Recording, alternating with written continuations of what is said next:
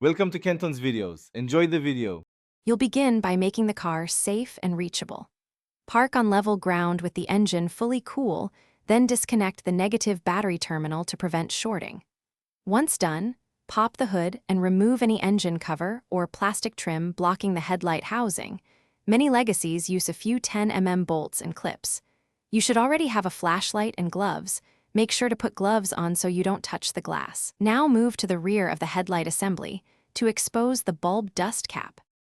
You're now at the detailed exchange. Take off the rubber dust cap from the back of the headlight. It may pull straight off or twist. Then depress or rotate the retaining clip or socket. On many models, you press a tab and twist the old bulb counterclockwise to release it. Unplug the electrical connector, then fit the new bulb into the socket, aligning tabs and seating it fully. This is crucial so the beam pattern stays correct. Once the bulb is seated, reconnect the plug and test briefly before resealing. Finish by replacing the dust cover, any removed trim, and tightening fasteners to a firm but not over-tight torque.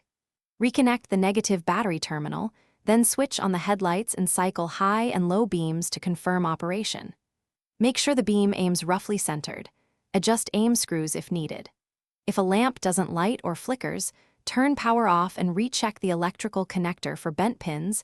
Ensure the fuse for that circuit is good, and verify the bulb is fully seated. If problems persist, Thanks for watching. Consider subscribing if we helped you.